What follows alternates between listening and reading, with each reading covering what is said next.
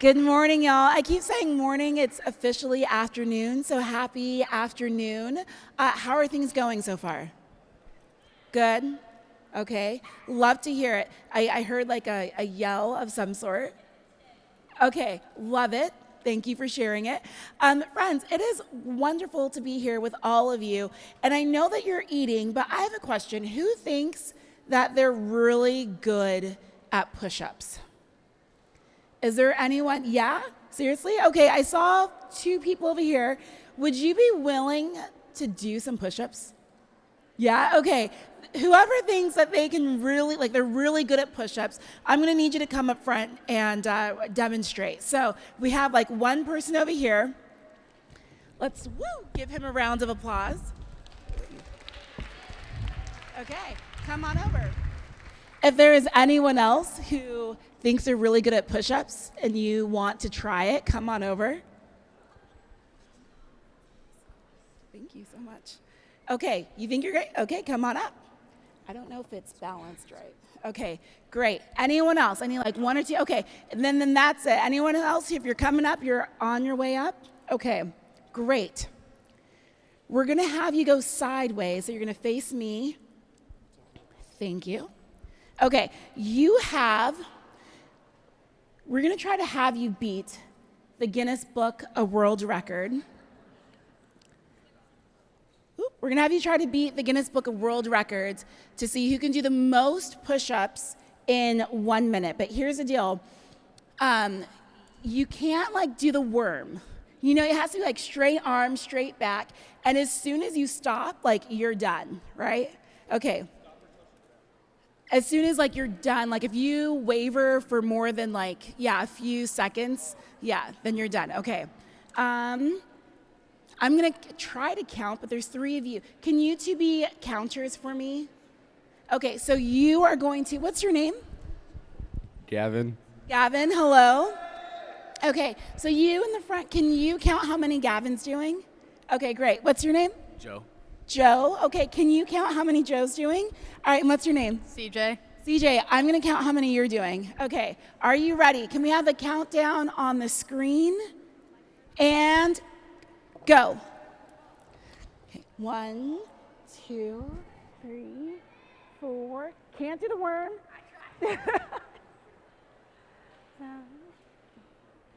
9. You're going. Yes. Good.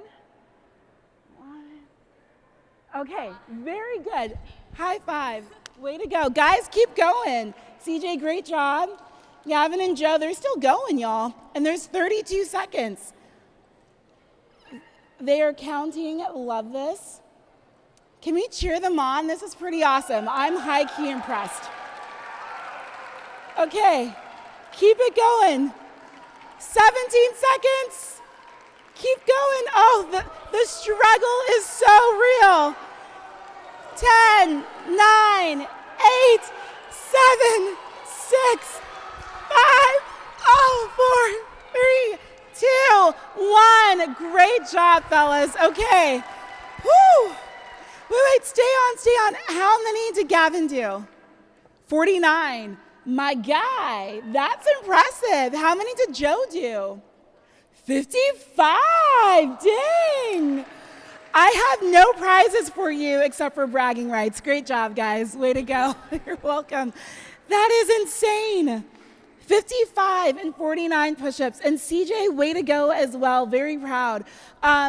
Okay, that's a Guinness Book of World Record. How many of you think you're really quick texters? You're really fast. Okay, I see one. CJ, we had you up, so is there any someone else who's like, I'm really fast at texting? If so, come on up and bring your phone. Just bring your phone. I'm not going to take it, I promise. If you think you're pretty good at texting. That's a lot of people. Okay, just wow. What's your name? Jaden. Jaden, okay, awesome. We have Jaden. We have one more coming up. This is going to be a sibling rivalry. That's Christina, my sister. That's your sister? Okay, sibling rivalry here. I love that. What's your name? I'm Christina. Okay, Jaden and Christina. All right, here's the deal. You have 30 seconds. If you can go to like your notes or something, or you guys can even text each other. I don't know. What we're going to do is we're going to have you text the alphabet, just the alphabet, and see who can do it the fastest. Okay, not yet. Are you ready? You have 30 seconds. And hold on, go. We're 5 seconds in. 10 seconds in. Done. Okay, let's see who actually got it done faster. Nice job, kid. All right, let's see.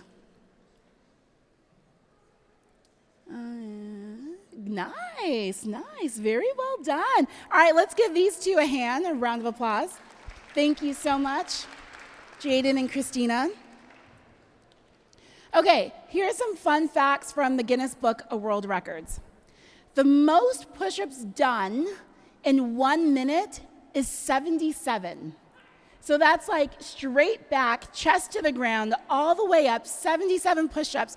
The fastest time to spell the alphabet backwards is 2 seconds. I can't even spell my name in 2 seconds, and there's only 5 letters in it. All right, largest bubble gum blown with your nose.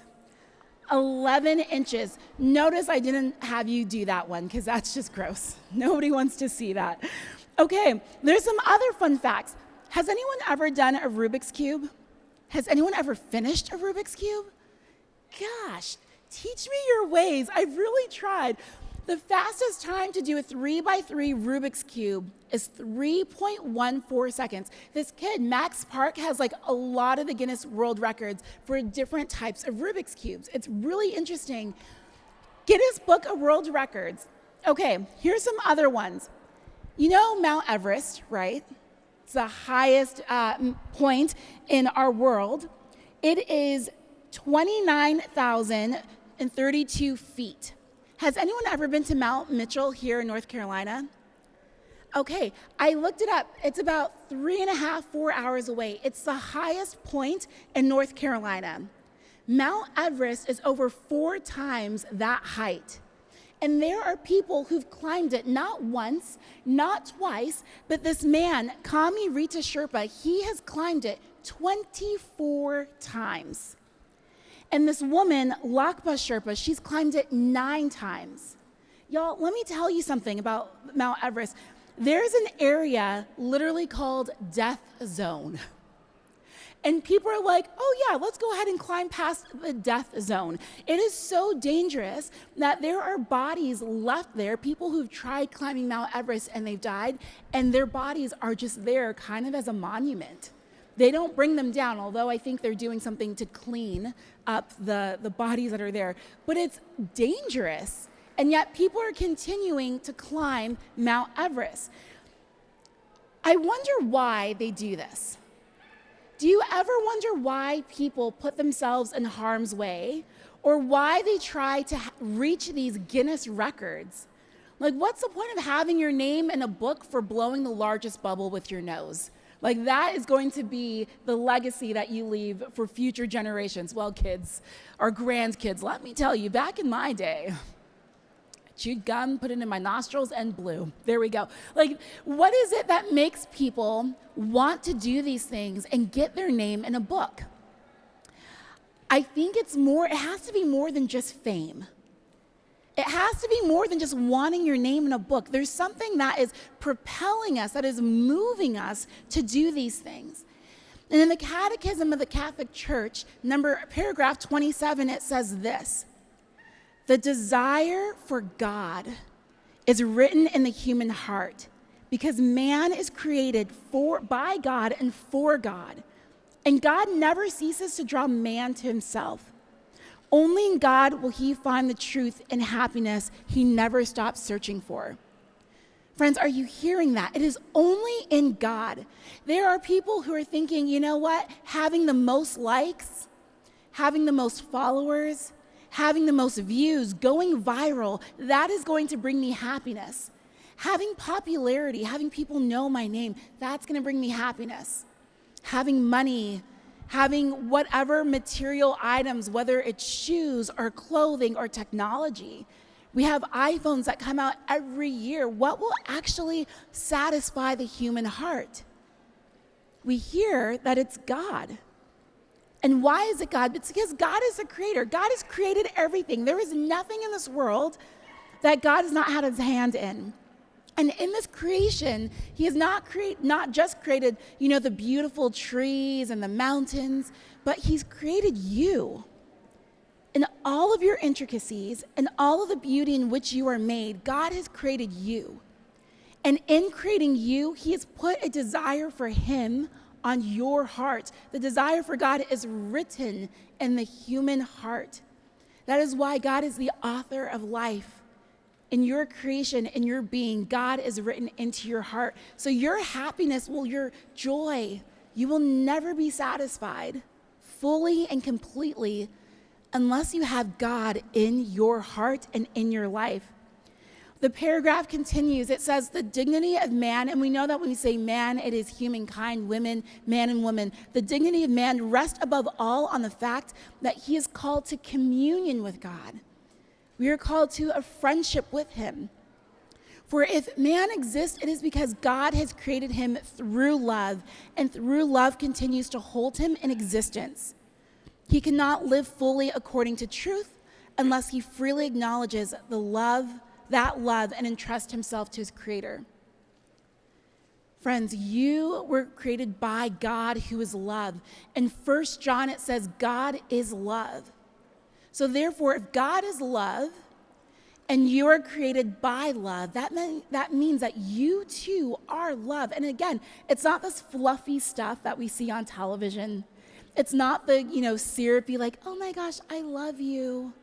Like we talk about, I love tacos, right? I'm a California girl. I love a good In-N-Out burger. It is a gift from God himself, I'm telling you. I was talking to, I think it was Deacon Ralph, who was up here earlier, who we saw Cookout, and he was like, oh my gosh, have you ever had a Cookout milkshake? And I was like, I haven't. His eyes told me that I should, that I'm missing out on life. So apparently that's something that I need to do before I leave Raleigh, is to go to Cookout, good at milkshake. If someone can tell me what kind of milkshake, that would be great. Make sure I'm not getting the wrong one. But we think all of these things are going to satisfy us. We love this, we love that, but truly God is love.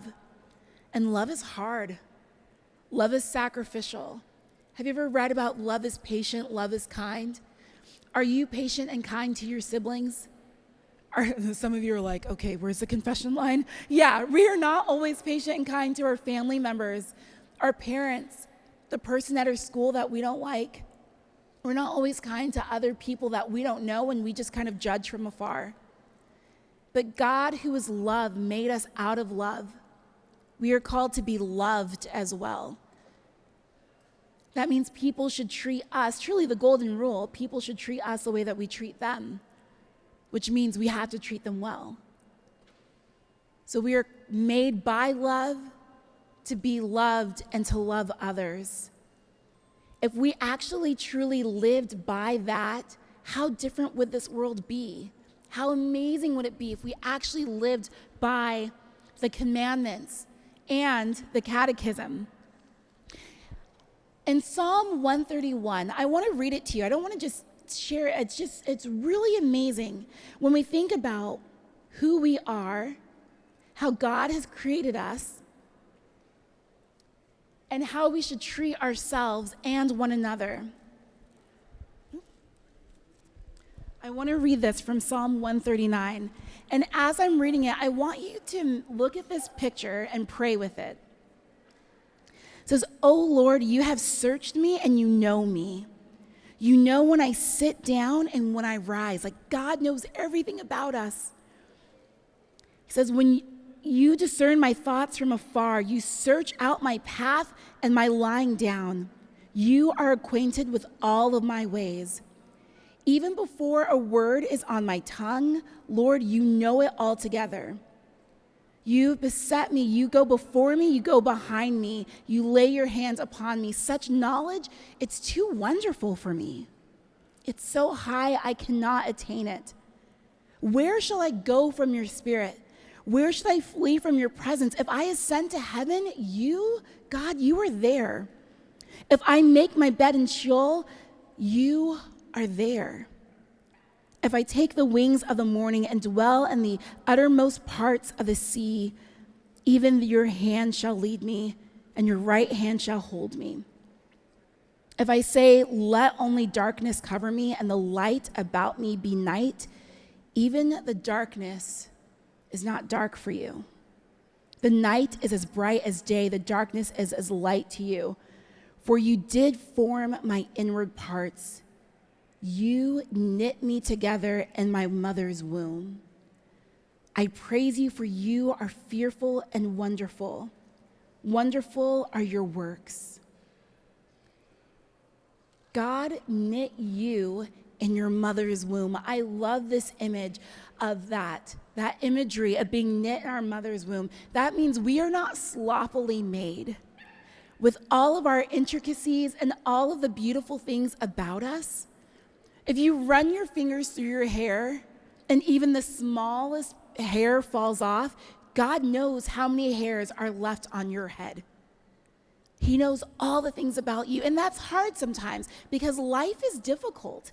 When we think about the bad things that happen or things that make us angry or sad or the ways that we've been hurt by people, the ways that we've hurt people, and we think, God, where were you in all of those things? Why did you allow this thing to happen? And it's hard, and we get to wrestle with God. He didn't leave us in those hardest moments of our lives. And we recognize that because he experienced all of it. It says that Jesus experienced all of the things of humanity except for sin. So when you're thinking, my friends have ditched me, they're talking about me, spreading rumors about me, do you know that Jesus had his friends ditch him? That people talked all sorts of trash about him?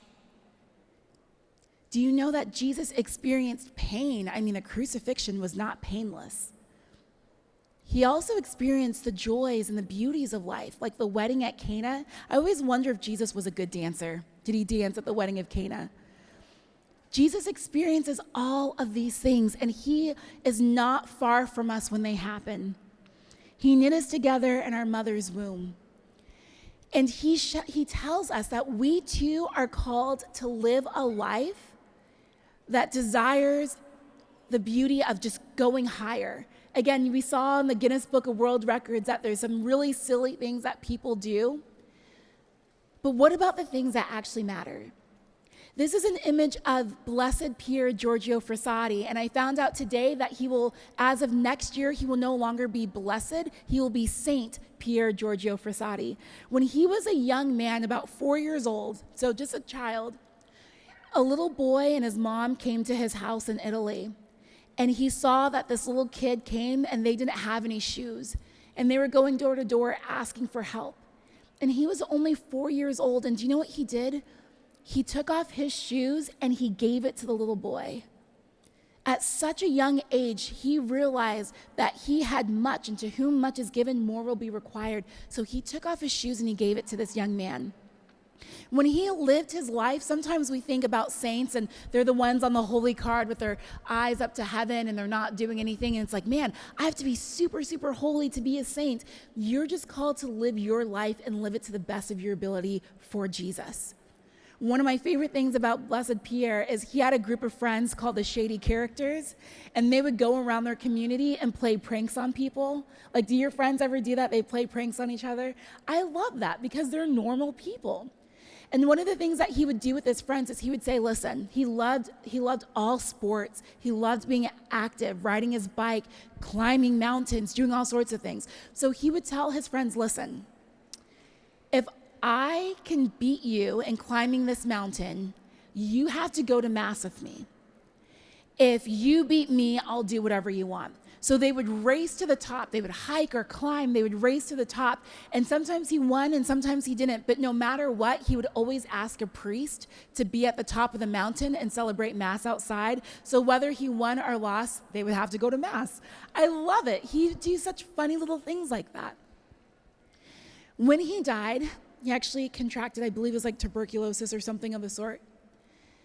And he died at the age of 24. And his family, of course, they had a funeral mass for him. There were thousands and thousands of people who showed up at his funeral. And his parents were like, who are these people? Like, I don't know any of them. And these people were the poor that blessed Pier Giorgio Frassati not only gave his shoes to, but gave his jacket to, gave money to, gave his bike to, gave meals to. Little did people know that Pier Giorgio Frassati was living a life of virtue. It wasn't something that would gain him followers. No one knew about it, so there was no likes to be had. It was just in the secret of his life, he was living for Jesus. Friends, that is a testament to us. How are we living our lives for the Lord and not for show? How are we living our lives that our legacy will be people coming to Mass, coming to adoration, and truly coming to Jesus? And so I encourage all of you that as you, especially the teens in this room, you are not too young to know Jesus. You are not too young to live your life, to make a decision today that you will live your life for him. And you are going to mess up. That's why we have the sacrament of reconciliation, that you will turn to the Lord in reconciliation and begin again. You will try again. You are never too old and you are never too young to be loved by the Lord, to love him, and to share that love with others. Amen? Amen. Thank you so much.